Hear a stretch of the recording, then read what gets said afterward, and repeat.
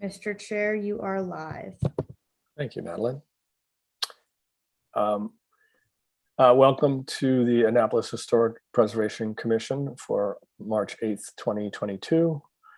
Quorum being present, the meeting shall come to order. The commission operates pursuant to the land use article of the annotated code of the state of Maryland. Local authority for the commission is derived from municipal code of the city of Annapolis, chapter 21, section 56. The purpose of the HPC is to preserve sites, structures, and districts of historical, cultural, archaeological, and architectural significance. Requirements for serving on the commission are detailed in chapter 21, section 8.06. The HPC operates pursuant to the State of Maryland Open Meetings Act, and therefore no pending application shall be discussed between or amongst commissioners outside the public hearing to determine the disposition of any application. Excellent. And let the record show that Kevin Smith and Will Scott have joined. Okay, so we're actually now up to roll call. So Bill Williams. Here. Kim Finch. Here. Bobby Collins. Here. Will Scott. Here. Kevin Smith. Here. Leslie Xavier. Here. And I am Tim Leahy. I serve as chair. We have John Tower here as staff. And Jackie Rouse from the Office of Planning and Zoning is also joining us. Our recorder is Kimberly Cansoli. Okay. Next item on the agenda is announcements. John, or any other commissioner, any announcements? The city continues to work on the rollout of the parklets and outdoor dining, and the state of emergency ends April 11th. I'm letting restaurants know that our guidelines are in effect. I think that they're a great set to follow. I haven't had any pushback yet, and I'm looking forward to a lot of applications. Excellent. At the end of the meeting, we'll go back and talk a little bit more about the current state of the guidelines. All right. Any other questions for John or announcements? Other commissioners? No. Okay. Next on the agenda is approval of minutes. Two of them are on the agenda. January 27th, 2022. Any changes? I had one minor typo that I gave to Kim earlier that she has corrected. It was a plural on commissioners. So I already gave that to her and she's corrected it. Any other comments on or questions on January 27th? I think Leslie, you weren't at, I think you might have not been at the February 8th meeting. Okay, so you can just abstain if whichever meeting you were not there at. Okay, can I have a motion to approve January 27th? I move to approve the minutes for HBC for January 27th, 2022. Mr. Chairman, Yes, sir. may I ask for the privilege of making the motion since it was my birthday? That is so important. Yes, So moved. there we go. All right, so it's Thank you, Bobby. And Will Mr. Scott makes the motion and Bobby seconds it. And happy 42nd birthday to Dr. Scott. Thank you. You're only 2 years off. Okay. Opposed? Abstain? Okay. Next up is February 8th, 2022. Any comments? I had no corrections or changes to February 8th, 2022. Can I hear a motion to approve the minutes for February 8th? Well, unless it's somebody else's birthday, I move to approve the minutes for February 8th, 2022. Second. Okay. All in favor? Aye. Opposed? Abstain? Okay. Next on the agenda is violations or status of active violations. John? One disappointing violation, but I'm not sure if I've mentioned it before. I was talking with an applicant and who's an architect and also his contractor. And he said, I'm not sure why these rules apply to us if they don't apply to, and he pulled out his phone and showed me a picture of a violation that I hadn't seen. I thought, oh, really? Unfortunately, it was one of the market space restaurants that I've been working so long with. I'm going to begin working with that restaurant to correct the violation. And What's the door? What window? A window. Yeah. Okay. Well, they undertook work that had not Hadn't been approved, hadn't been discussed. It's amazing how well the lines of communication work when there is something to discuss that someone wants to discuss, and how quiet they are when a decision's been made to subvert the process. However, we can right this ship. Yeah. Well, thank you. Okay. Any other commissioners on violations? All right. Hello, Cheryl. Cheryl Wood has joined us from the Office of Law, our assistants on counsel from the Office of Law. Hi, Cheryl. Okay. Next on the agenda is the consent docket, and Kevin and Will, right before the meeting, I checked with other commissioners, and people agreed that both 60 College Avenue and 9 Southgate Avenue are on the consent docket. And I assume you concur. I agree. Okay. The consent docket is a procedure designed to expedite applications. In order to be considered for the consent docket, the application must have received recommendation for approval or approval with minor conditions from all the city staff and technical advisors. Also, there needs to be no public opposition. If an application is approved on the consent docket, the applicant doesn't need to testify further. But please, of course, remember you need to obtain the necessary permits. The following applications are eligible for consent docket this evening. 60 College Avenue, St. John's College is eligible, and it does actually not have any, the staff report did not have any conditions on that. So that application can proceed as submitted.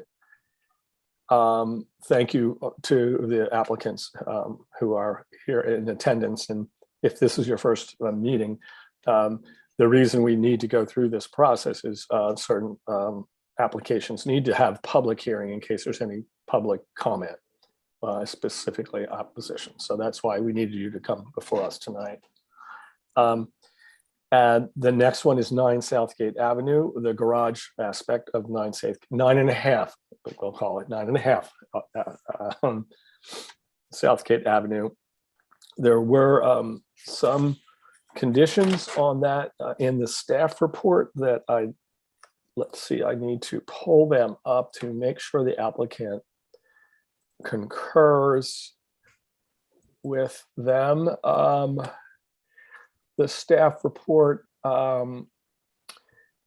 required that the windows and slate roof be maintained, and that the applicant coordinate with staff and file any revisions that have to do with composition of mortar, whitewash, specifications for hardware, lighting size, and specification for doors. Also, the staff recommends that any salvageable materials that are removed be retained on site for reuse.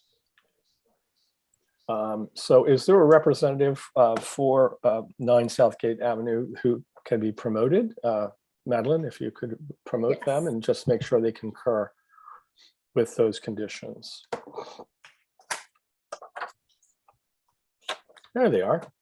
Here, and Matt McLaughlin is in the background. So Matt, raise your hand if you want to come forward, but you're fine in the back if you don't need to say anything. There we go. They're all here. All right. Howdy. And Carrie's on separately, actually. Oh, she's there. Got it. All right, great. Did you hear my conditions there on the application for approval? Yes. We certainly did, and we appreciate it. Okay, and you do concur with those? Yes, we do. We agree. Matt, are you okay with this condition as well? Yes, we are. Thank you. Okay. All right. So we have these two applications, 60 College Avenue and 9 Southgate Avenue with conditions on the consent docket. Can I hear a motion? Do you want them separately or together? I think it's separately is great. Thank you. Let's do 60 College Avenue first then. I recommend that we approve the changes to the approval for 60 College Avenue, also known as Mellon Hall, because it is consistent with the guidelines and the Secretary of the Interior standards. All in favor? I second. Oh, sorry. Second. All in favor? Aye. In favor. All right. Okay, Bobby, next. Second one, I move that we approve the application for the garage at 9 Southgate Avenue because it is consistent with guidelines and Secretary of the Interior standards. Second. I second the motion. All right. All in favor? Aye. Aye. Opposed? Abstained. All right. Very good. Well, thank you. Those folks from St. John's, go forward and repair the loading dock. Thank you for all of your work. And we'll look forward to just remove, well, you've got a lot of work to do, so we won't talk about removing the signs. Okay, next item on the agenda is 9 Southgate Avenue, the house. So everyone can stay on board here.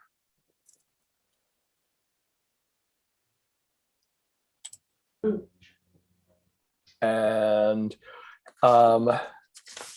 this is a pre-application, and yes, another pre-application, and it's a courtesy extended to the applicant to review design aspects and determine feasibility. So I just need yet again an acknowledgement that this is a pre-application, and our discussion tonight doesn't imply approval or disapproval. So Yes. yes, okay, so noted. Thank you. Okay, so we have before us your submission and the changes you've made, and I think we can move pretty quickly. Thanks for I do appreciate your working with us on this application and reading our minutes and writing the minutes back to us. All right, well, I'm going to go ahead and share the screen. Please do, and then we'll go through and we can talk through our discussions from our last meeting, and commissioners can comment, and we'll have further discussion. Perfect. So that's a garage. Here we go. We already did that one. Thank you everyone again for coming. And then I think we'll just do it like last time and run down the meeting minutes. That worked really well. So the first one that we want to hit on, and what you see up on the screen now, is the updated massing diagram. So just before we go into this, actually, what was happening before was we were using a line work drawing on top of the existing. So now we're using a rendered version where it takes out all of that black that we were seeing that you wouldn't really read in real life. So we hope this helps. We think this helps. So we'll leave this up while we go through. The first one was regarding guideline B6. There was considerable discussion on whether the massing and scale of the addition was subordinate to the original house, given the height and width of the addition. And also the high level of formal detail and trim was another potential conflict with the concept of competing with the simplicity of the original house. And we just want to reiterate again that our massing is designed with those step backs and offsets and a significant change of material in relation to the structure. And then, as I just said, we updated our perspectives So they hopefully read better than the other ones were, and they weren't as busy. And then that rolls right into the second comment we had about removing the railing for the roof deck. So as you can see here, that railing is completely gone. The roof pitch did have to increase a little so we could get up to that 36-inch height. But yep, the railing's totally gone there. And then these are pretty easy points. We'll go to our window diagrams really quick down here. So these are updated based on, actually, it'd probably be easier to start here. So we'll kind of put 3 and 4 in the same category because number 3 talks about the percentage of glass, Yeah. and we obviously updated those diagrams. So think we number cleared 4 is really focused on the existing versus proposed windows. And so as you can see on the front, we're not removing any of those windows. I think the main concerns were the east and west elevations. Correct. So on the east elevation, we go from 10 existing windows down to 9. And what's happening is there's a fireplace on the inside here. And so this window is hidden behind that. So we did make some plan adjustments, but that was one that we felt pretty strongly about keeping for the interior plan. And then when you look at the west elevation, we go from 12 units, and we're including this door unit as we didn't separate windows or doors. So 12 units, including that one door, to 10 units. So a window is replacing where that door used to be. And then similar on the interior side of this plan, there's a range there. So that's obviously where our hood would be coming up. And so we've chosen to submit with removing that window and as well as the window above it, because that's where the master shower will be. But with all of those updates, we still meet our under 33% of glass, and that is reflected in the window diagram on HPC 5 sheet. Yeah. So those were our main points from the last one. If you just want to open it up to discussion and go from there, unless Matt and Carrie want to chime in with anything before we start. Nope. Okay. Thank you. Well, yeah, if you could just scroll up. Yeah, well, thank you. The main difference didn't have to do with the percentage of the window. It had to do with the movement of the windows, and you've. Correct. We just wanted to make sure that we also updated those so you knew we were still meeting those, because there was a significant amount of glass that did go back in since we are now keeping a lot more windows. Yeah. Well, they were there in the first place. So, No, correct. Sorry. We are not removing anything. Correct. So that's a really, I'll just introduce the discussion. Thank you for leaving the windows where they were and not removing brickwork and having to fill in, which the previous facades did fill in. You're removing windows around and filling in brickwork, which would have been a major problem with compliance. So thank you for basically, I'll summarize. On the east facade, you've left everything alone except one window. On the west facade, you've removed 2 existing windows and left everything else where they were. And there's no new windows introduced, new penetrations into the existing masonry. I think that's accurate. Does everyone? That is correct. Correct. The new windows come on the addition. Correct. We're only talking, our only issue was about new penetrations of existing historic masonry and relocation of windows. Okay. So that's a big, thank you for, you clearly, I believe, listened to what we were saying. So. Absolutely. All right. Other commissioners, thoughts on this change?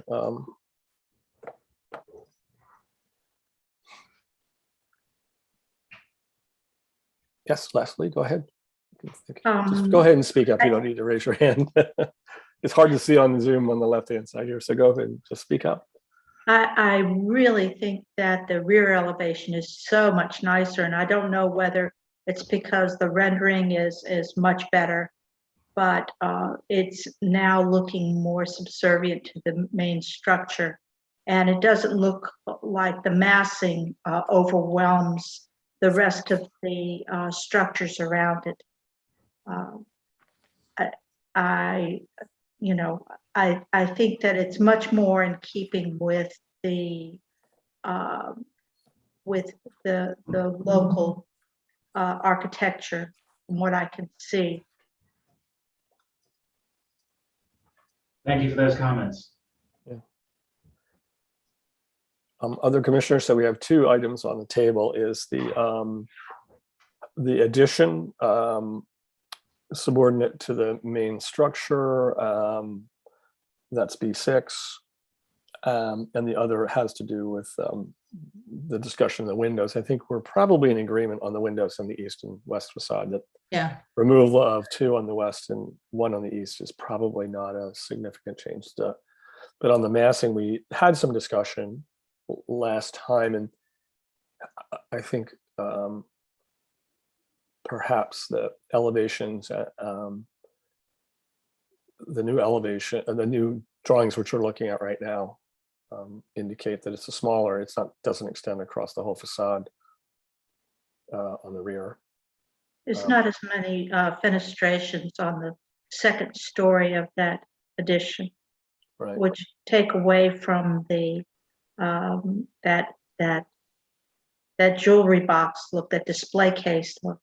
Yeah. That seemed to be prevalent in that upper story before. Right. yeah. The new presentation really helps me get that same feeling, just as Leslie just said, that it obviously they had the black lines and other things in there to help us see the components of the addition. But I think this presentation is much better. It makes it, to me, seem more like it will actually look when it's completed. I still have some concerns about, painting the brick, or how you're going to deal with replacing the brick in those windows that you do have to remove. I'm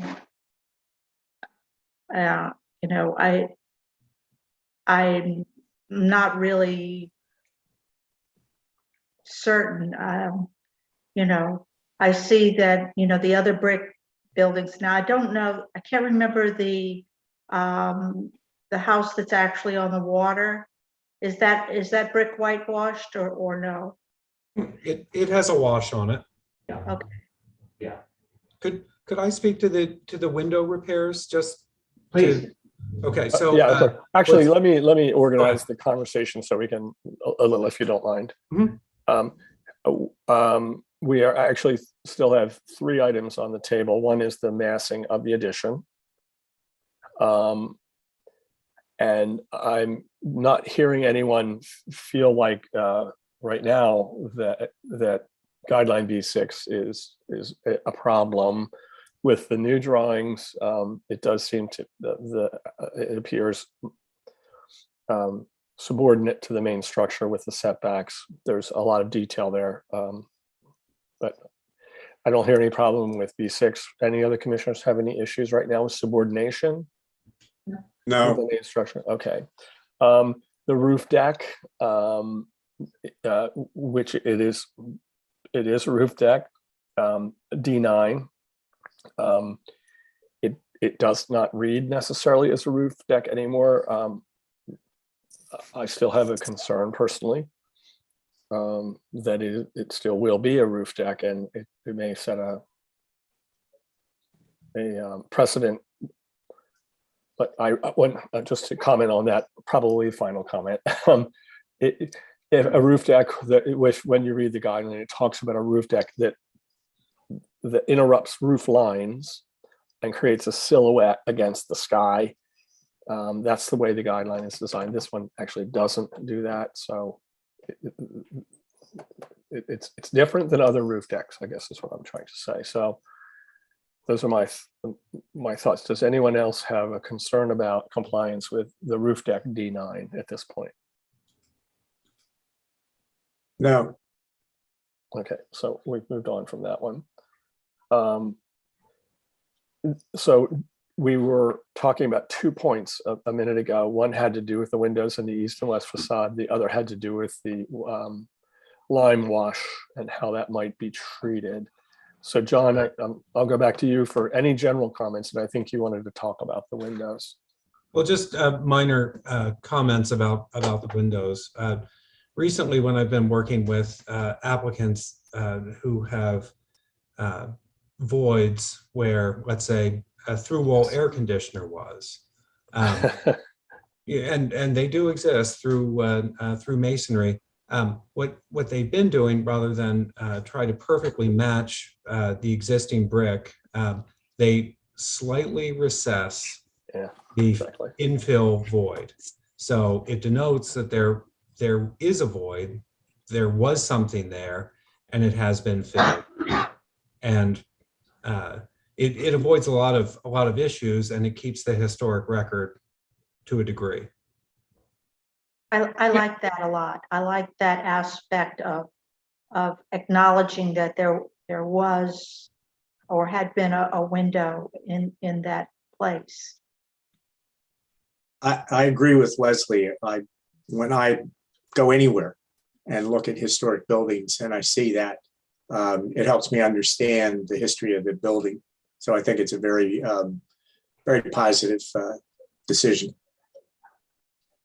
I agree also.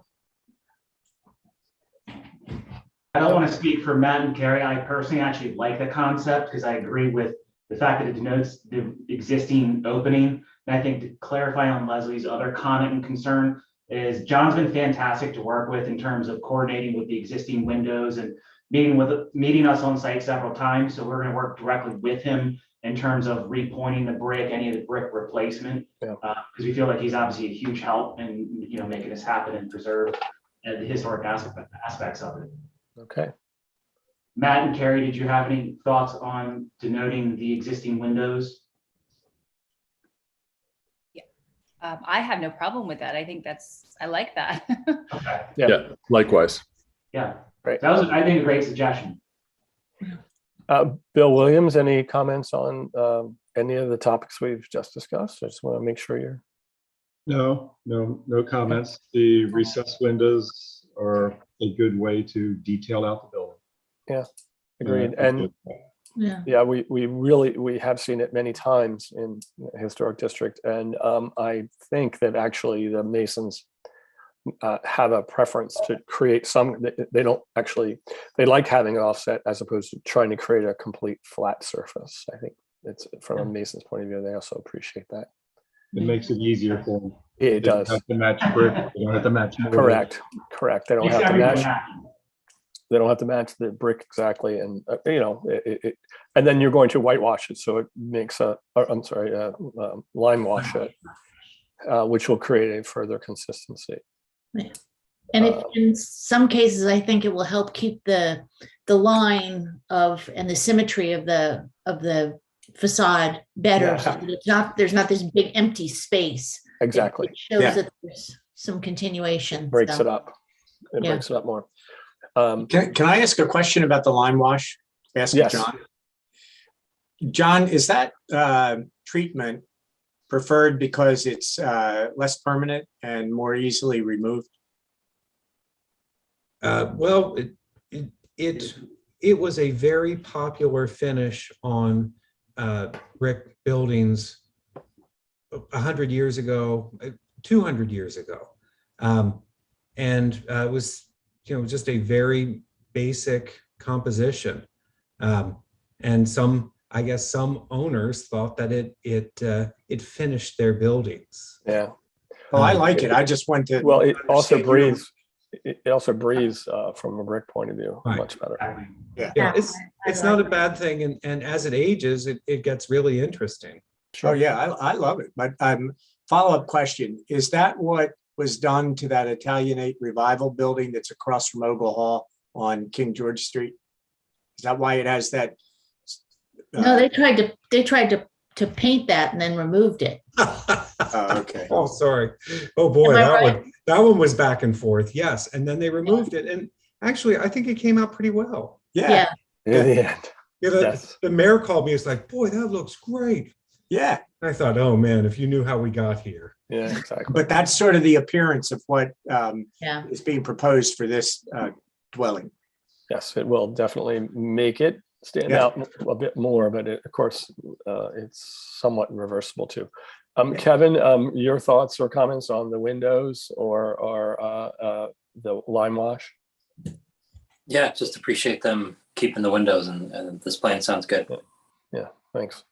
And Thank kudos you, to Kevin for watching out for the windows for us. Yes. Okay. I think am I missing any other items there? Those were the 4 that we had from the meeting minutes. So other than those, we don't. Okay. Tim, last time we Oh, didn't discuss the landscaping. Sorry, Kevin. We didn't discuss the landscaping last time. Thank you. My goodness, you're great. On it. The landscape plan, can we scan to that? Didn't even see it. There you go.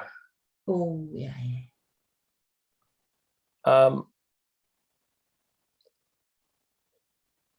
So do you want to walk us through from the front lawn to the back here?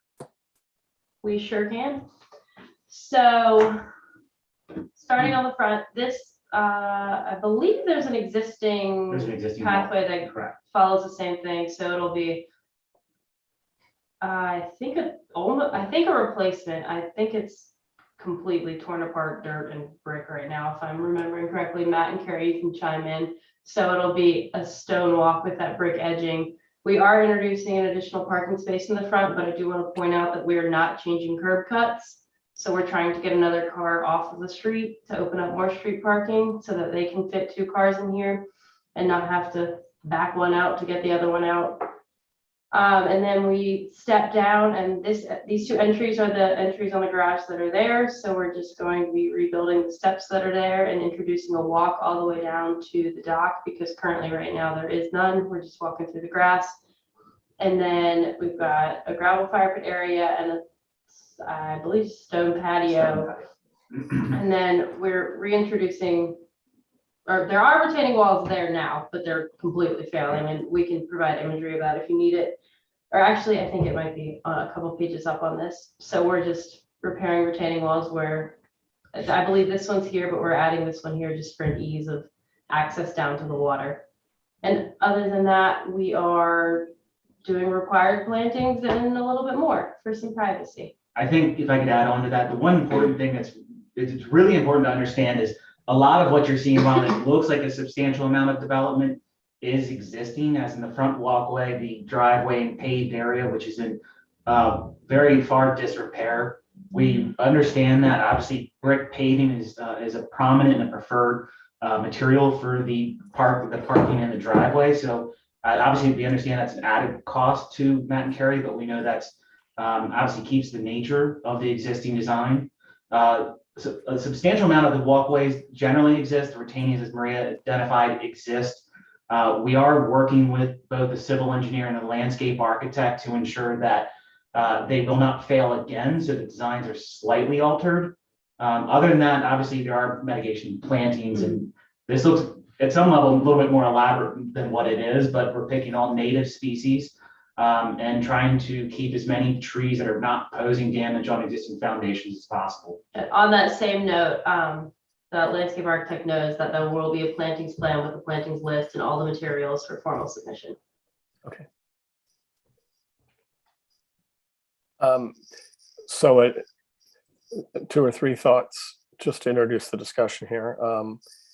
An existing condition will be important, and site plan is going to be important. Existing site line, site survey. Correct. The materials for the paving will need to comply with the guidelines. My guidelines are over there, but there are landscape guidelines that will need to be complied with in the Sure. One of them has to do with parking on the front yards. So I think I'd like to have a discussion more with about putting 2 parking places in the front yard of the house, which is not compliant. So I might have misspoke there. this is one space, but it just allows for easier access of 2 cars to operate in this driveway. This isn't for 2 cars right here. Okay, well, any car parking in a front yard is not a compliant condition in the historic district. Tim, Yeah. suppose no car is parked there and it's only used for turning around. Would that space be allowed? What In about essence, that is the intent, because it's a single wide driveway. So Yeah. in terms of having the access, that's obviously an important space to be able to turn around. Are they allowed to use like permeable pavers? It actually has to do with the aesthetics, not the permeable issue. Okay. The streetscape, the rhythm along the streetscape yards were not used for parking. Tim, I agree with that. I support that. I don't think Yeah. we should allow parking in any front yards anywhere in the city. But I'm specifically asking if we put a condition in that you may not park vehicles there, that creates a kind of an awkward enforcement aspect. Yeah, I'll jump right on. Yeah. Oh, we cannot put that kind of condition. I don't believe in Okay. this. If I may, I'll go find, well, I'll just get my guidelines ready and get the exact guideline for it. Go ahead, Bill. excuse me, I got one question here. How's the impervious been calculated on this lot? It has a lot of coverage. Yeah, I was thinking that too. And has the city looked at this and given this the okay for the impervious? Because that could eliminate the parking right there. In terms of actual coverage, we are under the actual percentage. We're working directly with CPJA. Bill Bauer is probably one of the larger prominent civil engineers that work within this area. And he's reviewed this several times through the development. So I'm confident that we are below the allowable coverage. Wow. Okay. What do you What think? is the allowable? What is the percentage? That's I don't not have the top of my head, but we can certainly pull it up. discussion, but Yeah, it was 75 when we put in our parking spot. Each residential zone is different, especially with regard to proximity to the water. I would give. They are in the- Cynthia it's Genius within a the 1,000. call. also, this is not within our, we don't have to, somebody else Yeah. has in the. Nothing we can do about it. Right, No, it has nothing to do with us, just a heads up. yes, exactly. And because we'd hate to agree with something and then have it come back, change, and then have to start all over again with us. Not that we don't like to see them, but once we get rid of them, we don't want them back.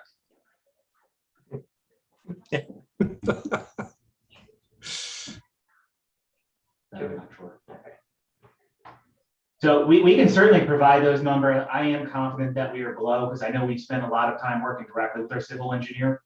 Obviously, we do recognize we're still going in for a formal grading permit as well as the building permit, that obviously all of those comps would be reviewed and approved. And clearly, if they were not meeting the requirements, then we would be coming back to the commission. Obviously, I think what I'm hearing is that there's larger concern about the initial front parking.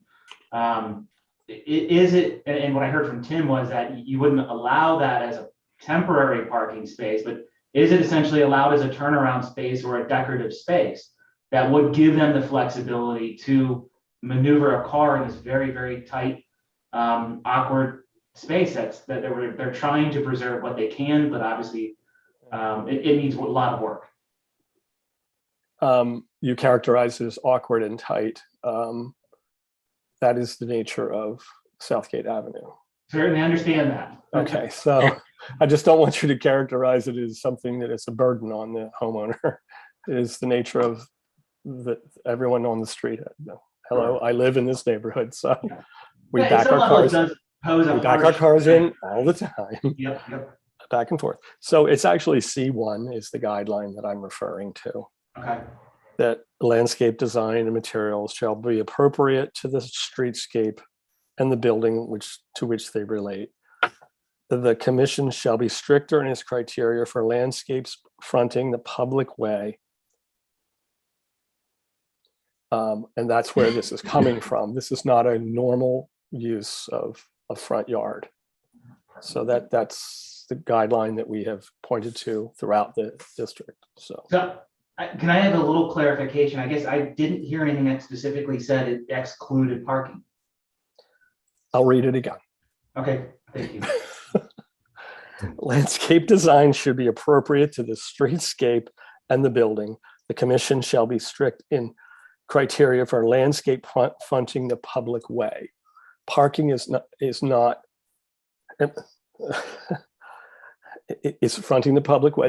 You're proposing something that's fronting the public way, and it is not appropriate with the streetscape. Got it. Just so I'm making sure I'm following. It doesn't specifically refer to parking, but you're identifying that it doesn't meet within the character of the neighborhood. Didn't I hear parking? Did I hear the word parking, Tim? You didn't, because that's not specifically. You could put a playground in your front yard and it would be an issue. Perhaps the guideline is about appropriateness and consistency with the streetscape on this particular street in the historic district. Parking is not, you won't see that. I will tell you, you'll go 4 blocks away and you will see it, and it does disrupt the streetscape. So that's the way the guideline was written. Yeah, Tim, I'm also looking at the guidelines that at the beginning before B, that talks about to preserve and enhance individual historic streetscapes. It talks about each part of the streetscape is a layer in the transition from public to private space, and each is subject to the review, obviously. Public spaces include street paving for vehicles and sidewalks for pedestrians, front yard stoops and porches, while privately owned are visually semi-public. So can I ask? Bobby, which one was that? I mean, the What guidelines before section B. Right, we have some introductory sections that Yeah. reinforce what we're talking about. So Well, that's why, Plantings why- and preserved building are public gestures representing the efforts of generation. It goes on and on, but it basically talks about how the front of buildings are semi-public and should enhance the neighborhood. Sure. Can I ask one quick question? My memory is that the McLaughlin's identified when we started on this journey that I believe there's parking. It's not directly across the street. Or not parking. It's a turnaround. So our intent is that this is essentially a turnaround. Do you feel that would be supported? And again, it's being represented immediately, like Right. Within the house across the street. I don't know the exact address. I guess I would say that it's an issue in a pre-application that you need to address, and if you can show evidence elsewhere, but it still it still looks like a paved surface for a car. Is there any Do consideration? we have an existing landscape drawing where we can see what is there currently? Yeah, unfortunately, we have a civil engineering drawing that doesn't necessarily clarify all of the landscape. We can certainly pull up the Google Earth at the moment. Yeah. That's dangerous. Right now, there's the front walk that goes to the front door. Then there's about 10 feet of low plantings, and then there's the driveway. So Wow, don't you love Google Earth? Look at this. Yeah, that's good. Well, that's All just, right. Don't go a few blocks to the left. And a large portion, I believe, immediately off that brickway, it appears to be was being utilized as parking, which is the same area that we're discussing. Well, that would be helpful in the discussion, and it is shielded. Well, I bring it up. You can. it's not actually I'll be honest, I'm looking at something that's more up to date than that. So that's not an accurate representation of what it looks like today. So. Oh, Bobby visited the site today. yeah, a lot of times it's very helpful to have an existing drawing. Yeah. So that Yeah, you. for an application, right? Absolutely. So. And I'm not completely opposed to the idea of change. I just want to understand where it's coming from, where it's going to, and the impact that it has on the property and on the streetscape around it. So pictures of other houses on that same street, both sides, would be really helpful. Understood. Can I ask you this? If that was, I believe somebody brought up possible permeable pavers, but if you're familiar with it, they make these items that are called grasscrete essentially. Yeah. It allows the ability to grow grass. It's not, it is intended for essentially a parking area, but the intent is it appears in his lawn, but that would give them the possibility to utilize it as a turnaround, though it doesn't look and feel like parking. Therefore, it's preserving the streetscape. Would that be a consideration? I'm not familiar with that product at all, so it's. Yeah, I am. We've seen a lot am around too. the historic district. Actually, the city uses it in the parks sometimes as well. Correct. The pavers that grass can grow through. No, it's actually not the issue is so- the visual rhythm on the street. The guideline has to do with the rhythm on the street. Sorry, Tim, I'm actually referring to, it's not, you don't see the paver. It's essentially a plastic piece in the ground that allows Okay. grass to grow. And again, it doesn't, unfortunately, that's not my point, or that's not the point of the guideline. It's the rhythm on the street and the vehicles in front of buildings is the issue here. Tim, Okay, which guideline were you citing previously? C1. Did you look at C10, which is curb cuts and off-street Yes, parking? I also looked at that, which does to a certain extent reinforce the paving materials.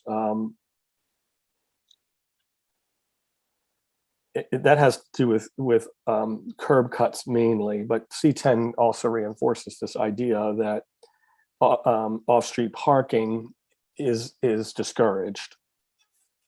But we are keeping the existing parking essentially. Yes. And keeping the existing curb cut. I think what I'm seeing is C10 is that they're concerned about the protecting the historic character of the property and adjacent properties. Yes, exactly. And considering its visual appropriateness. Correct. It reinforces C1. Would there be any objection in terms of that immediate space that we're discussing would turn into just a grass area lawn to essentially to flank the adjacent side of the sidewalk? No, I mean, it appears right now to be a parking area surrounded by a hedge. Certainly. Well, and I think the hedges was primarily to denote a little bit level of privacy. Currently, obviously, all of the plantings in the existing front are mismanaged. We're obviously looking to keep plantings that are generally easily managed. But again, primarily just to denote the front walkway, the front entry piece, and some level of privacy, which is generally consistent along the street. I'll be honest, what you're doing is shielding a parking area with a hedge from the entry to the house. It looks like a parking place. It would make, if you were to remove those hedges and just put grass in there, then that would not be an issue. But the way it's depicted right now, it doesn't. Is there a concern with the height of the hedge if that was? No. Okay. I just keep on going back to the fact that it's a paved area in the front of the Sure. house that could be And I used for a believe- car. And I believe we're willing to remove that paved area. Great, that's all. Well, Okay. that's, but I'm not saying you have to do that. All I'm saying is that is a feasibility issue for me personally. I don't know about other commissioners. Certainly. Tim, Yeah. if I could, the Grasscrete product that they proposed, in my opinion, is unacceptable. But, and here's the but, there are products, one's called GeoCell, I had to look up a couple names, Easy Pave. They're actually a thin plastic grid. It's made for areas where you want grass to grow, but because of, say, overflow parking, they have to pull things out. If it's properly installed and properly maintained, unless there's excess use of it, it will look like grass. It's strictly made to keep vehicles from sinking and creating a mud area.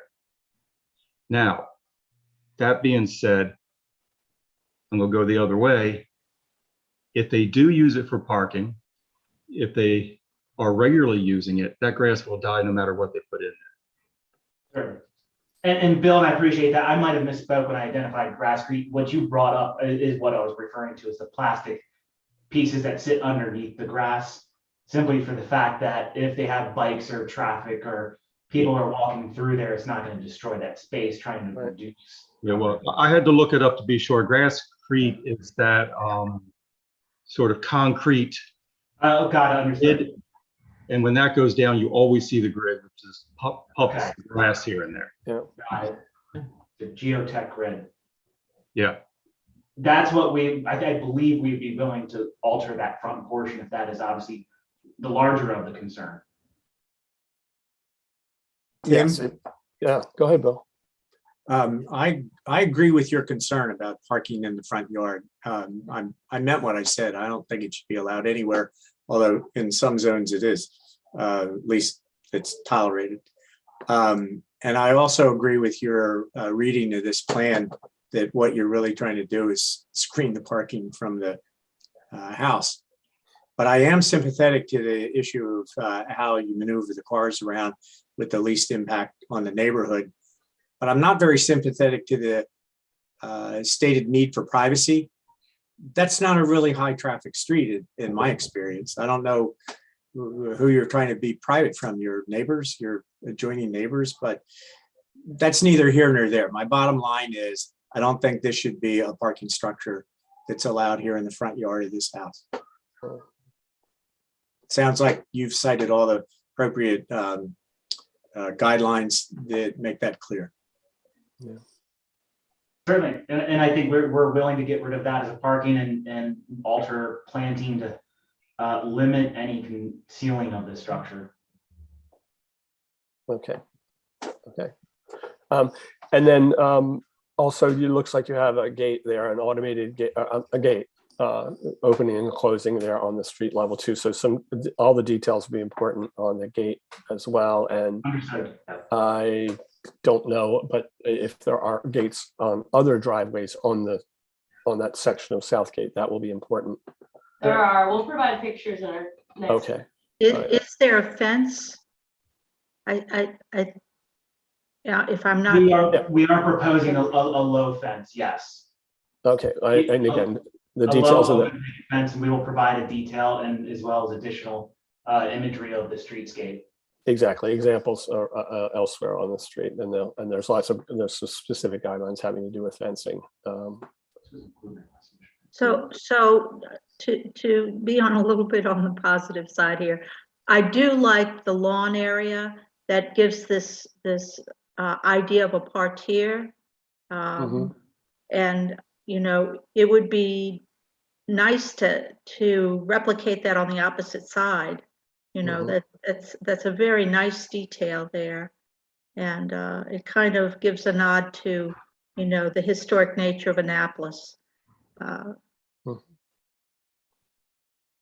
And since Leslie, you made a nice point by making that compliment of the plan, I overall like the plan a great deal. Yes, exactly. The square lawn area, then the smaller square patio, and then the smaller square fire pit area are all, to me, at least they read as this consistent application of that square or slight rectangle shape. Yeah. That's a cohesive geometric form throughout the whole plan. I mean, I think that there's a real kind of integrity to the overall plan. So I love that. I do like that. Yeah, I don't mean to be the bad guy. I always zero in right on the difficult part. No, it's a beautiful plan.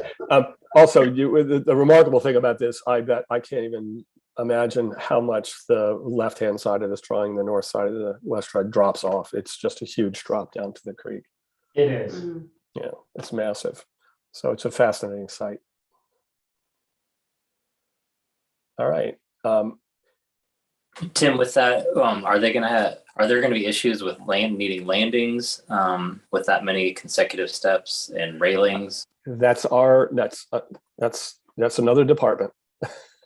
If they have those, though, we'll need drawings to show those railings. And in order to get your additional approvals, John, you can chime in here. But yes, or Jackie, you'll need to get site plan review that will need to tell you exactly the railing requirements, and you'll need to have those before you do your final approval for the HPC. Well, and Kevin, to give you a little more insight, we do have a full topographic plan that we're able to coordinate not only the retaining walls, but the landings to meet the minimum requirements for the IRC as well as the city. So Great. those are taken into consideration. And there'll be a further developed actual landscape, our civil plan that will coincide with the landscape plan that will be submitted for both full grading permit as well as the building permit. Yeah, so Kevin, you're right. They're going to have a lot more detail, especially on the west side of this plan. That's very Absolutely. elaborate. We're the last stop, so. Yes. And yes, and it's up to the applicant to decide whether all of that is done in the first go round or whether that's a different project. Because it's going to be elaborate. I imagine as I said, the garden on the west side of this property is going to be pretty elaborate. So, Tim, let me ask you a question. It sounds like we had a significant amount of positive feedback for the house. Obviously, I believe several, I guess, it seems like most people missed the landscape plan in the previous submission, and we didn't get into any specifics with it. What I'm hearing is that there's a little more information in terms of the fencing, the railing, obviously the removal of what is being perceived as a parking space, but nonetheless, it's a paved space. We recognize the concerns and the HPC guidelines. Do you feel that we could proceed with a formal submission with these items addressed? And let me add on to that, and then is there any consideration that we can get the house approved to then revise the landscape plan? You should be in sales. You're doing a great job. It's called the assumptive close. I think what we had a good discussion tonight, and I appreciate the progress on the house. And you're correct. So what I'll do is I'll summarize, okay, our pre-application, and then I think I'll answer your question unless any other commissioners have an objection to that. Okay. So regarding the application for 9 Southgate Avenue, the applicant has presented revised drawings for the residents and to the satisfaction of the majority of the commissioners. Guideline B6 regarding massing and scale has been addressed with additional drawings which indicate a more realistic version of how the massing will look on the addition. Regarding D9, regarding roof decks, the applicant has removed the railing and the parapet wall, which make it read less like a roof deck and does not have a silhouette against the historic roof line. Regarding D19, the applicant in a prior submission substantiated that the facade is less than 33%, and the applicant on the east and west facade has changed the design of the windows and removed one window on the east and 2 windows on the west facades, which brings it makes it the application feasible under guideline D19. The applicant also has determined that proposed that the windows that were removed will be, the masonry removed will be detailed in such a way to indicate where the windows used to be, and then the whole facade on all 4 sides will be whitewashed or lime washed, which also seems to be feasible among the commissioners. The commissioners had additional discussions regarding the landscape plan, and there was considerable concern regarding the paved area in the front of the house, which is could be used for parking, and its compliance or feasibility under guideline C1. which refers to consistency with other yards in the vicinity. So the applicant indicated they will redesign that to attempt to bring that into compliance for feasibility. The applicant also indicated that more detail will be provided on the landscape plan in general, including railings or fencing, and especially on the street side. A lot more detail is going to be needed on the backyard to completely understand the design for railings and steps and down a fairly significant slope. So that's a summary of the application. John, did I miss anything, or Will or Kevin, who always finds the... No, I Well, thought there's very good. I can tell you there's the change to the waterfront side dormer and those windows, and then there's a change in the dormer on the front to create egress for fire code, and those windows can actually be modified. They don't have to be removed and changed to casements on the front.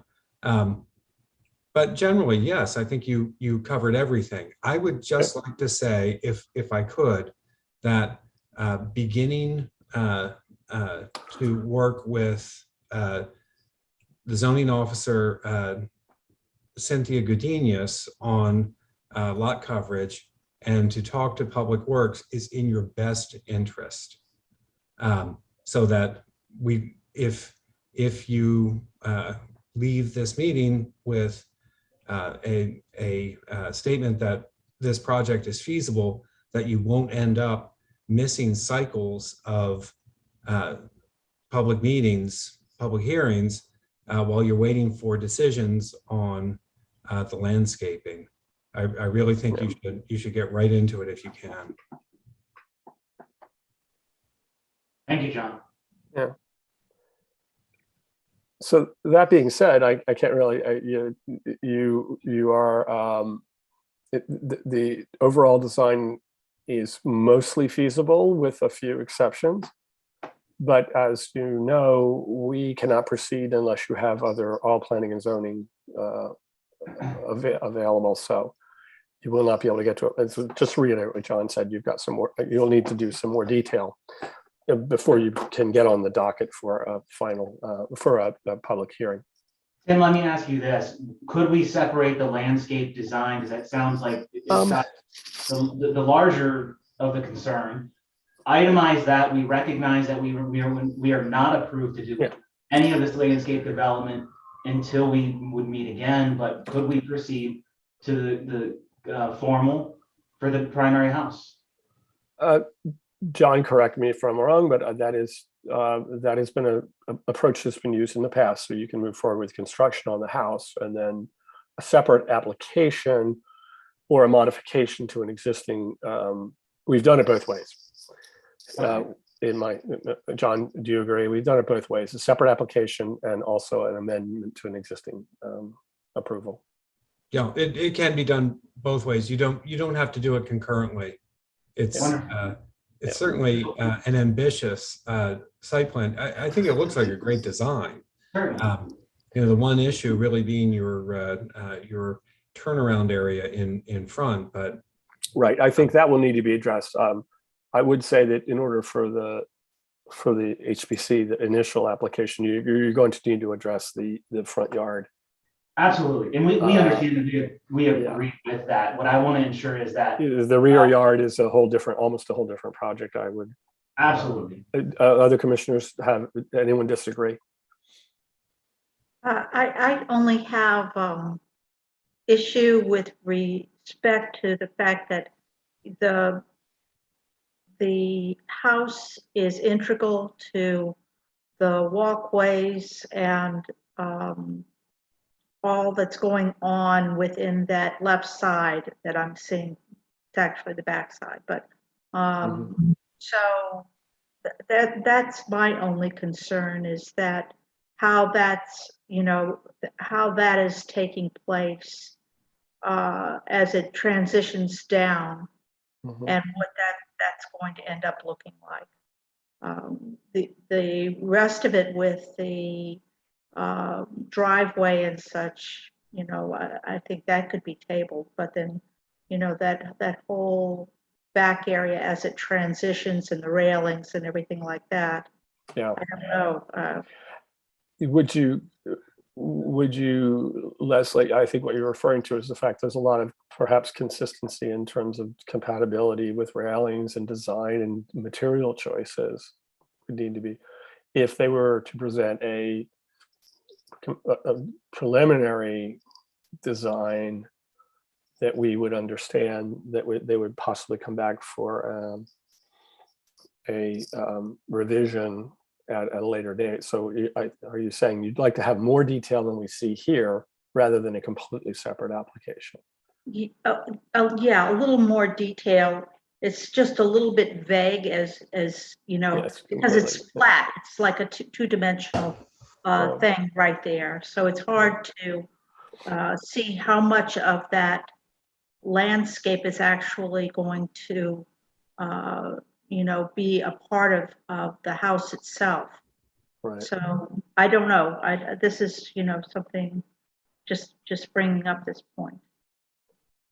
Tim, Yeah, Bill. if the applicant had come in, wanted to just remodel the house and hadn't proposed any landscaping, would we have reviewed it and accepted it without any landscaping? No. We would not have. We would have forced them to do landscape. Yes, we always ask for a landscape plan unless the applicant says they're not going to do anything. Well, that's what I'm asking. If they came in and said, we've not done any landscaping, would we have reviewed the house? Possibly accepted it? And I would have questioned the, don't have the money, don't have the design. That's in the next budgetary cycle. I don't know. That's not, well, all we can do is evaluate the application. I understand that. They presented this, but now the question has, but the question has been brought up. It's a valid point. Pull it out. So if they pulled it out.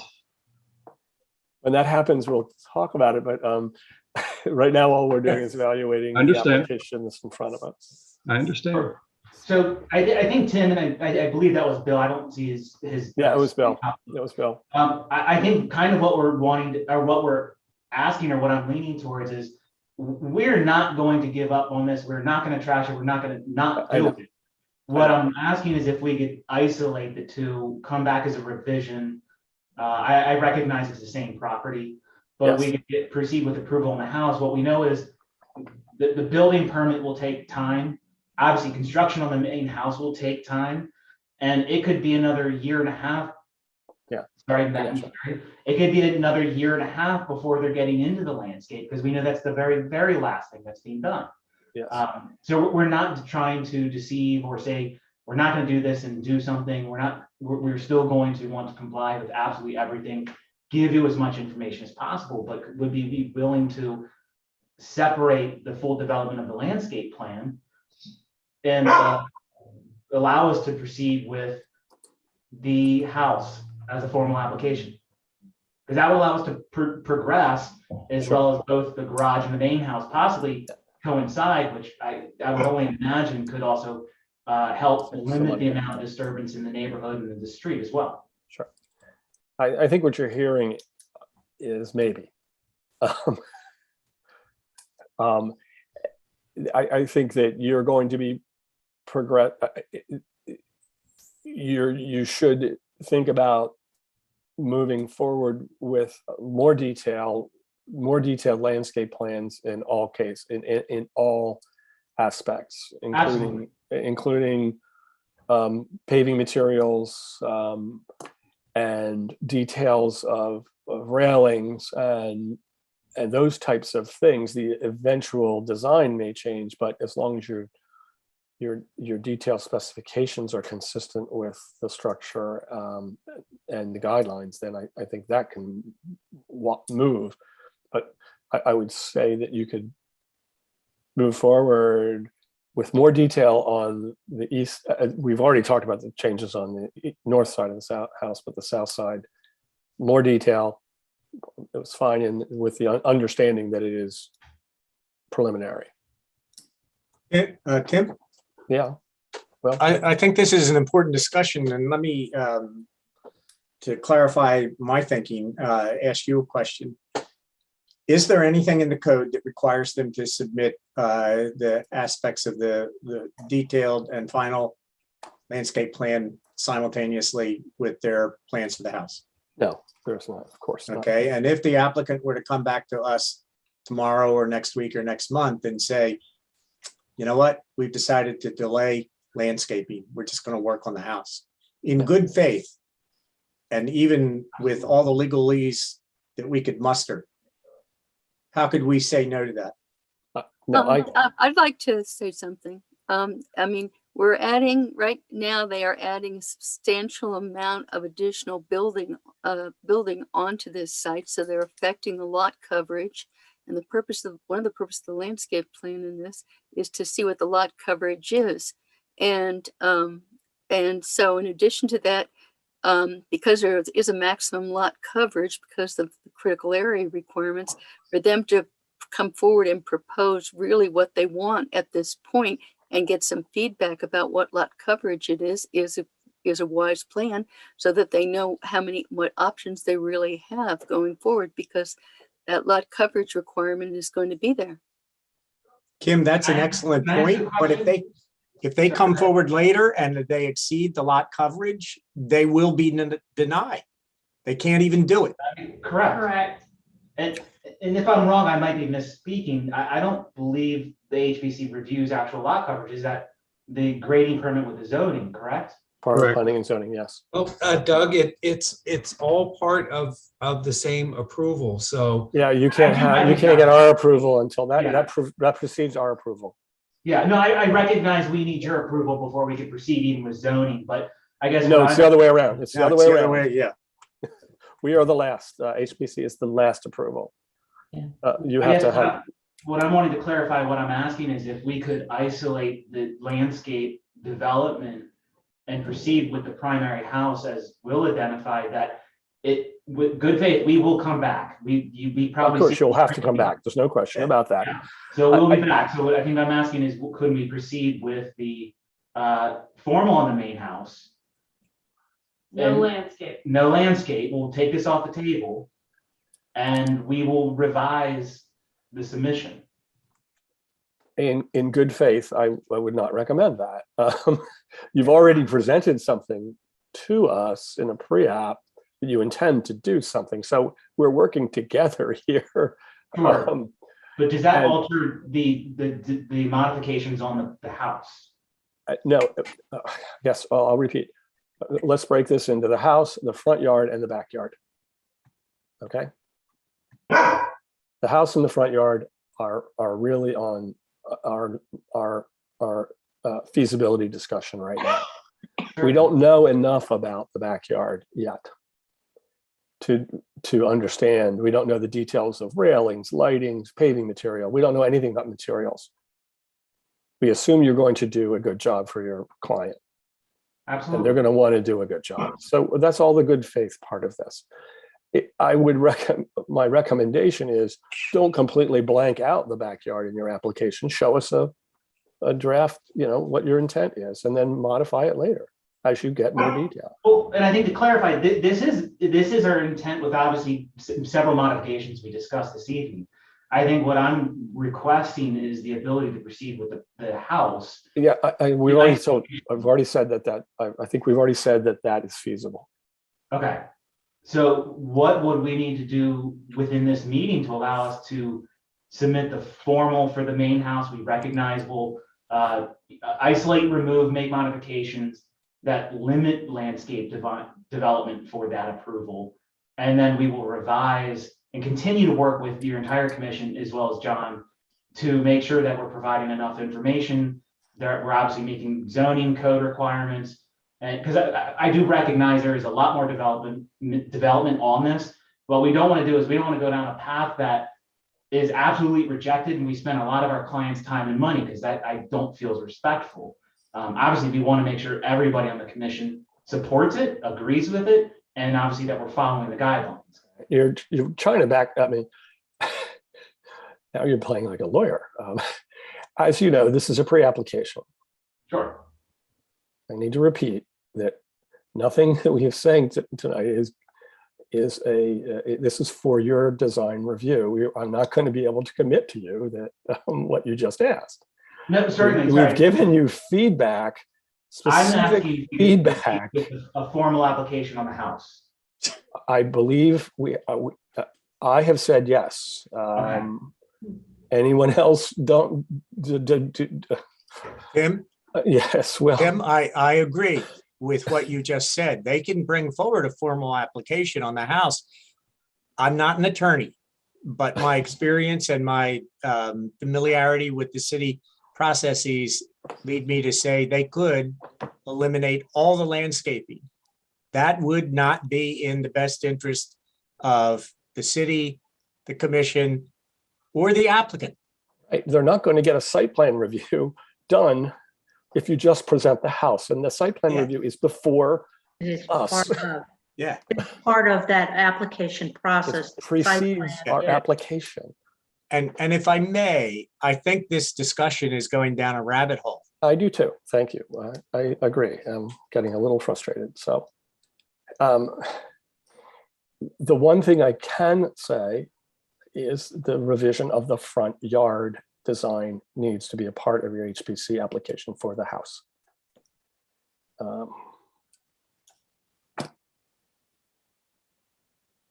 So it's up to you whether you want to attempt an application and it includes or excludes, but the more information you provide, the simpler the whole process is going to go. I believe we would like to proceed with a formal application on the house, with the understanding that we'll minimize the landscape and we will revise. Sorry, Doug, can I just ask one question? Sure. Just so I can understand. Like, I think, thank you for all the feedback. We are absolutely willing to, adjust the front yard. We'll take away the turnaround area. I guess I'm just trying to understand, and because I'm probably least familiar with the process, but if we revise in accordance with, some of the things here, and get approval through the permitting process up to the HPC with, with planning and zoning, like that's what I'm trying to understand. Like that going through it one time would be the ideal scenario. But I guess from my perspective, if the commission feels like there's elements that need substantial review and discussion in another pre-application, that's the point at which we would consider separating it. We don't, everything that I've talked with Campion Ruby about, like all of the grading is done so that rails are not required in any of the yards. Like, we have absolutely tried to minimize, any additional structural elements that would come under the HPC's review. We're taking down a lot of things, including a big chain link fence in the backyard and, bamboo that was 12 feet high that was not compliant. So we are doing everything we can. I'm just trying to understand, if generally there's a feeling that there's enough elements that another pre-application is recommended versus obviously we need to go through permitting first in a formal application, but as long as the materials are compliant and we alter that front space, that it probably doesn't need another pre-app. That's what I'm trying to understand. So can I tag on to that really quick? So we've been here a long time. We've been here 2 years with you between the house on Franklin and this house. And we're presenting this, and I know that every case is different, so hear me out there. I know every case is different. I know there's not a direct comparison, but when we did our pre-app, before we went to the formal application for 61 Franklin, this is the exact same thing we presented. We presented you with a draft plan like this, and then when we submitted for formal, we had a similar discussion about the details that were needed, the materials, the plantings plan, a hard line drawing of all of this. It's not a sketch. Camping River provides that. The civil plan provides the existing survey, a new survey showing all coverage. And we had that discussion, and you let us go from a pre-application to a formal using the exact same situation we're doing right now. So that's why we came into this doing the exact same thing, because that's how we had previously done it, and it worked very well. Because what we're not going to do is ask them to go down this huge hole to do all of this hardscape and spend a ton of the client's money and then back it all up, because you know that that's 10 pages on top of this. I'm sorry, I am not following you, Maria. No, we understand that obviously all of the concerns and additional information required. I think what our concern is that there is a lot of work to be done on the primary house in terms of construction and permitting and feasibility and structural coordination. And we recognize there's still a lot of development and coordination to work with your team and commissioners on the landscape design. So I think that's why we're wanting to understand a little more in terms of positive negatives of separating them. Does it make sense to come back in here and to continue to discuss aspects of the house? Or is that a general aspect that is approved and we're just going to continue to focus on the landscape? And then I guess in terms of zoning, how far can we get in permitting, possibly start construction, and then go down the path of the continued development and coordination with the landscape plan? Does that kind of make a little more sense? Let me just go back up to Matt, Sure. the owner, asking, I think what your question was, should we have another pre-application for just the landscape part? That's kind of what I heard Matt say, as opposed to what you're saying, which is, can we separate them? Well, right. Those are the two options kind of on the table. And so, yeah, thanks, Tim. I'll speak as the client, and Carrie, Yes, can please. jump in if you want. Like, we've owned the house for a year. We're obviously working very hard and, Right. and paying a lot of taxes, and would like to get this project moving. Of course, we want to help. We want to get to yes. And you've been incredibly helpful. I think fundamentally the question, we will do what is necessary. If we need to come back for another combined pre-application that just addresses the landscaping, in a combined package, we'll absolutely do that. I guess the question for me was,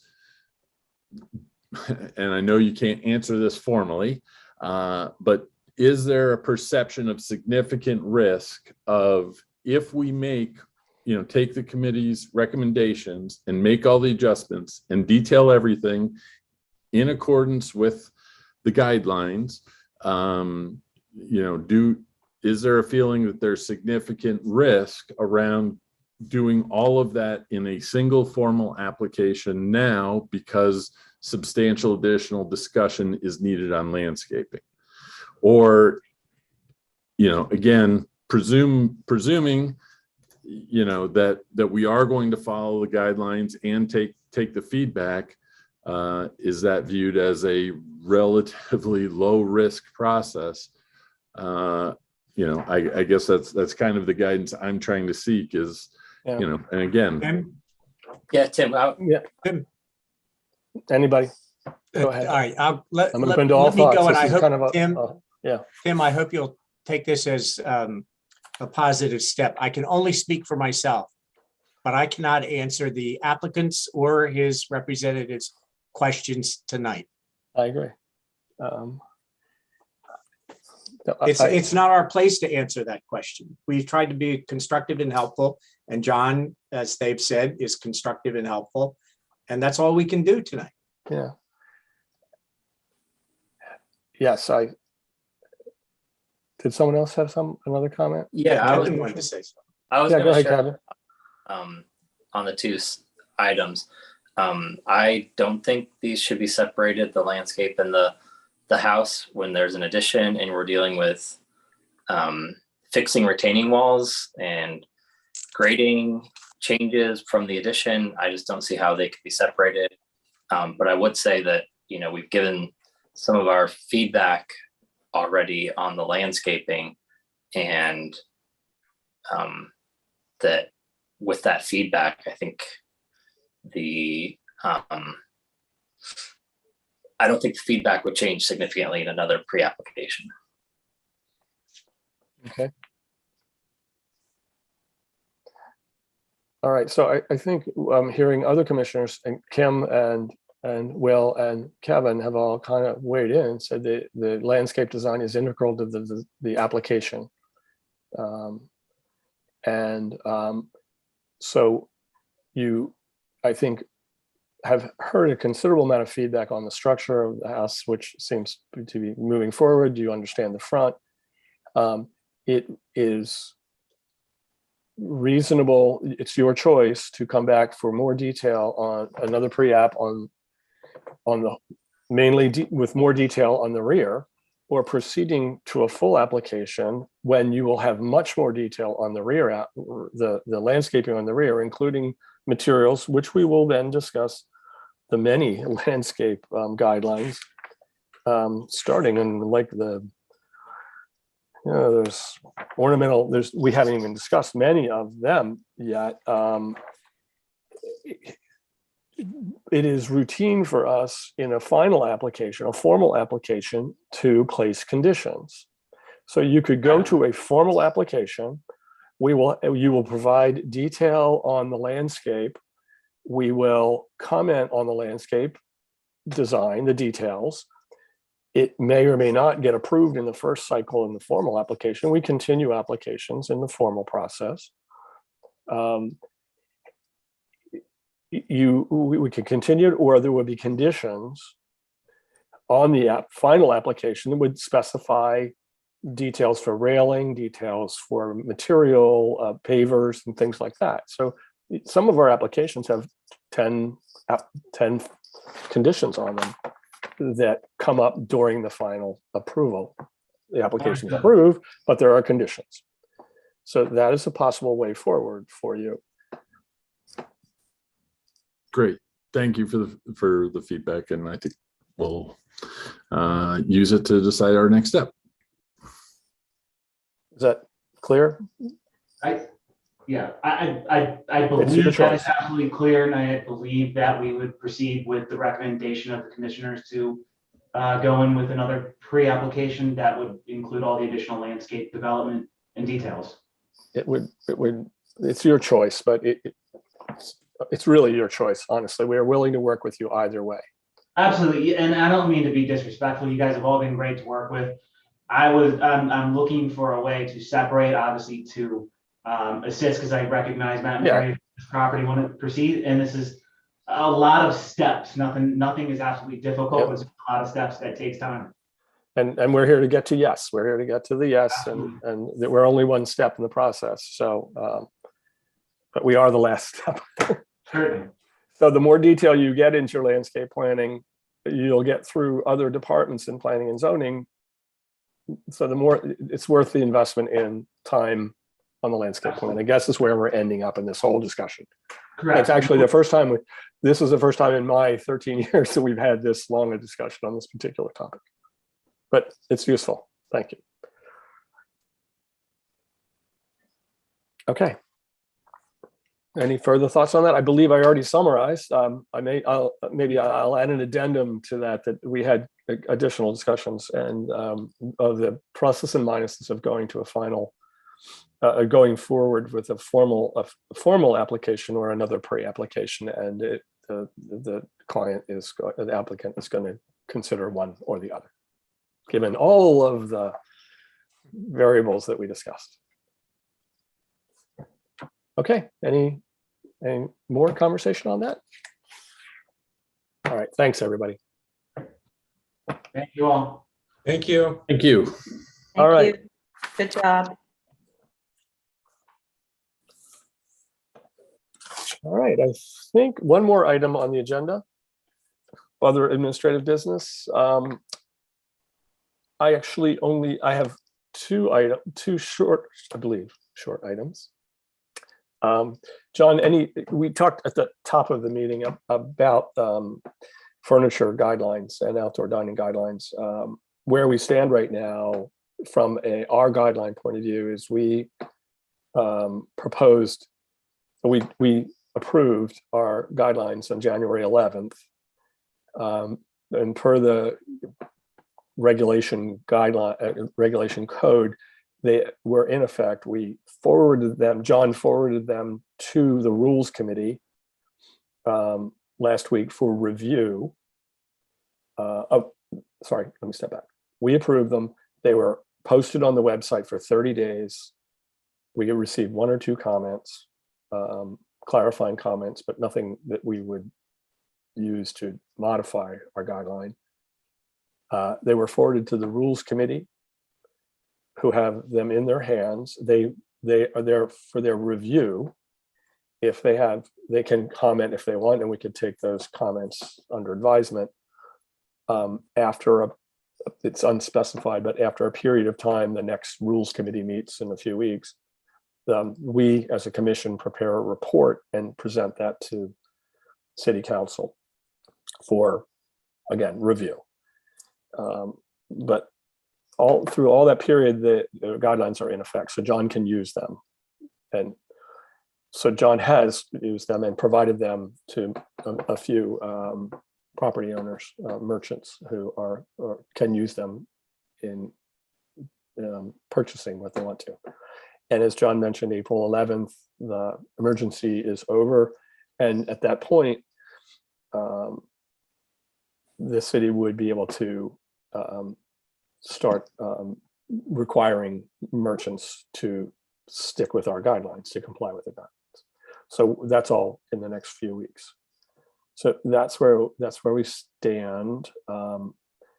And so, John, maybe you can tell us a little bit your experience as you've floated or presented these guidelines to some of the merchants and what they've felt about them, and whether you've got any feedback that we might need to actually make some updates. Well, the only items that we don't have in the guidelines are things like host stands. But I can make a determination on those, based on our other guidelines. Sure. Are they wood? Are they metal? Are they traditional material? Are they removable, etc.? Are they neon green? Right. And one of the things that I've come to realize is each composition is different. Sure. There's no large unified composition for any restaurant. I think the hardest thing is going to be for the restaurants that have furniture that they've been using to give it up, because plenty of it does not meet guidelines. Yeah, well, it was an emergency. Right. And I'm sure there's going to be a lot of activity, a lot of back and forth, but it's a tremendous opportunity for the restaurants. And I'm glad that we were ahead of the curve here and not behind it. And I think everyone worked hard to establish good guidelines that are based on not just national standards, but actually international standards. Mm-hmm.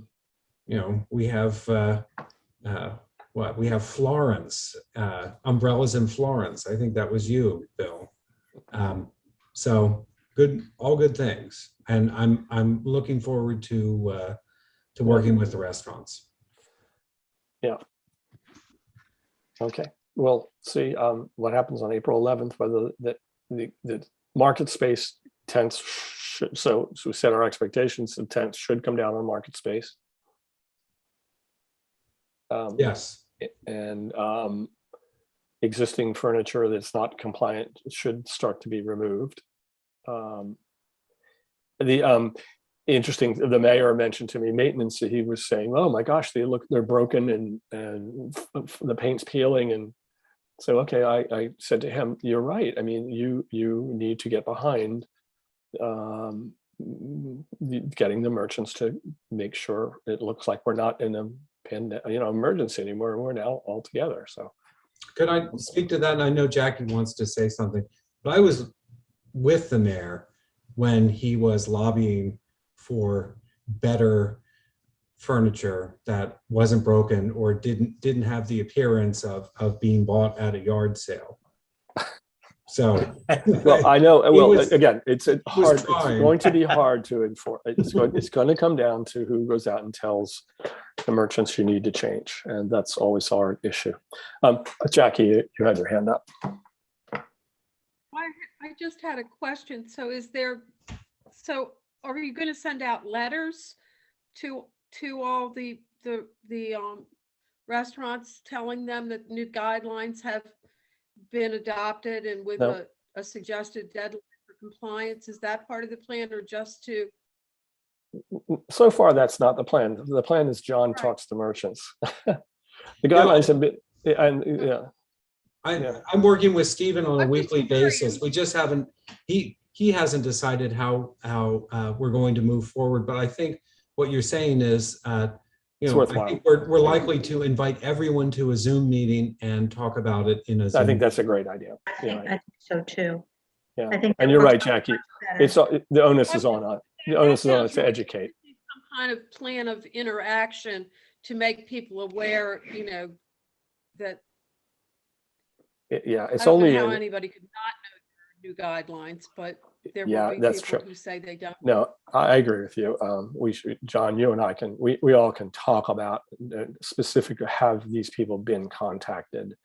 And it doesn't, a letter won't Right. work necessarily. And it is just, luckily we're compared to your case, Jackie, you have the whole city to deal with. We only have the historic district to deal with, and all of the players are Right. well known. And it can be a specific, a targeted discussion. But they are in effect now. So, Is and there a deadline for like when market house people have to be in compliance? when Not the market, that group. Market space. when a market space. when a guideline goes into effect, it immediately is, you could be cited for non-compliance, right? I mean, there's not a waiting period. Right, but they have, I thought maybe there was something under their leases that interacted with that. Well, I can check on that. their lease gave them a waiver while the emergency was on. So April 11th, according to the lease, Jackie, you're right. According to them, April 11th, non-compliant. So we're talking about basically our guidelines went into effect in January, but there was a waiver till April 11th. Okay. Nothing against our restaurants, but they have a tendency of ignoring things until someone beats them. Yep. So, It's John, an do you enforcement. have a big hammer? Oh, really, I have notices of violation. Let me see, the fine is $100. Yeesh. Boy, that has teeth. And, Yeah. and in You might find order, $100. We went through this with Blockchain. sandwich. We went through this with sandwich board signs on Main Street years ago, and eventually people said, we need to have pride in our community, and eventually people came around. Even us and yet we have 50, 60 sandwich boards on Main Street right now. yeah, but unfortunately, Some of them are approved. they have to touch the building, and there can only be one per establishment. There's one I'm thinking about that constantly sits within about 4 feet of the curb, along with a whole bunch of red picnic tables. And we all know where it is. Yeah. Oh, I didn't think anyone would recognize it. Yeah, and there's one merchant that says, "Go ahead and pay the fine." Yep. Well, So, that's an ongoing issue. So, Okay, so And one more quick, John brought to my attention that the garage is going to be torn down, and there's going to be a lot of new parking regulations, and John is tracking new proposed sign locations all over the historic district, and he alerted me to this about a month ago. So John, I just wanted to hear, have there been any other discussions about all of the new red, blue, and yellow signs to indicate the new parking regulations that are going to be in effect for the next 2 years? I would say that unfortunately, there isn't a definitive plan. And I say unfortunately because we're getting close to the demolition, and really knowledge beforehand is better than reactive knowledge. So, you know, anyone who is driving and is going to have to change their parking plans, well, they'd like to know in advance. So I'm hoping that we'll have applications as soon as possible. It's been, I think, far more difficult than anticipated. But we just want, I mean, the clutter that we already have with signs in the historic district is increasing, and it's a new layer of parking signs. The plan that was shared with you, Tim, is not what's going to be followed. You mean they're going to reuse existing signs? They're not going to put new signs up? We actually have to establish a new sign program. I'll keep you okay, well, I just wanted to say, as something definitive has been established. Yeah, the first proposal was actually to add new signs. Right. And additional to the existing signs. So a great deal of that was turned down by Public Works, BG&E, State Highway Administration. Good. Well, that's a positive. Right. Well, but then again, there have to be some signs to direct people. Well, I was talking about not the direction signs, but the actual signs that were going to tell you what district you were in and what the restrictions were. There were the red, blue, and yellow.